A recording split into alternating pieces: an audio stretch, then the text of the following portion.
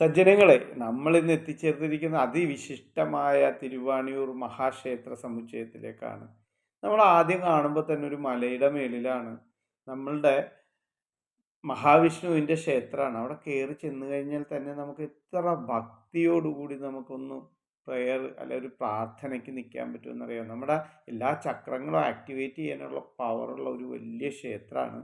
ഈ ക്ഷേത്രത്തിൽ നമ്മൾ തൊഴുത് മടങ്ങിയാൽ, സ്റ്റെപ്പുകൾ ഇറങ്ങി താഴോട്ട് വന്നാൽ ഒരു മനോഹരമായിട്ടുള്ള പുരാതനമായിട്ടുള്ള ഒരു കൃഷ്ണൻ്റെ ക്ഷേത്രം കാണാൻ പറ്റും. ഇതിൻ്റെ പഴക്കം നമുക്ക് ആ ക്ഷേത്രത്തിൻ്റെ കൊത്തുപണികളും പണികളൊക്കെ കാണുമ്പോൾ തന്നെ മനസ്സിലാവും. അത്രയും വിശിഷ്ടമായൊരു ക്ഷേത്രമാണ്. ഈ ക്ഷേത്രത്തിന് തൊട്ട് മുകളിലായിട്ട് ഒരു സുബ്രഹ്മണ്യ സ്വാമി ക്ഷേത്രമുണ്ട്. ഇത് റൗണ്ടിലാണ് പണി കഴിപ്പിച്ചിരിക്കുന്നത്. വളരെ വളരെ വിശിഷ്ടമായ ഒരു സുബ്രഹ്മണ്യ സ്വാമി ക്ഷേത്രമാണ് ഇവിടെ ഉള്ളത്. ഇതിന് ശേഷം നമ്മൾ നടന്നു കഴിഞ്ഞാൽ ഇവിടെ ഒരു വലിയ മലയുണ്ട്. ഈ മലയുടെ ഏറ്റവും മുകളിലായിട്ട് ഒരു മഹാദേവ ക്ഷേത്രമുണ്ട്. എറണാകുളം ജില്ലയിൽ തന്നെ ഇത്രയും വലിയൊരു മലയുടെ മേളിൽ ഒരു മഹാദേവ ക്ഷേത്രം സ്ഥിതി ചെയ്യുന്നുണ്ടെന്ന് അധികം ആൾക്കാർക്ക് അറിയുമോ എന്നറിയില്ല. എന്നാലും വളരെ വിശിഷ്ടമായൊരു ക്ഷേത്രമാണ്. ഇവിടുത്തെ ശില്പങ്ങളൊക്കെ നമുക്ക് കാണുമ്പോൾ മനസ്സിലാകും ഇത് എത്ര വർഷം പഴക്കമുള്ള ക്ഷേത്രമാണെന്ന്.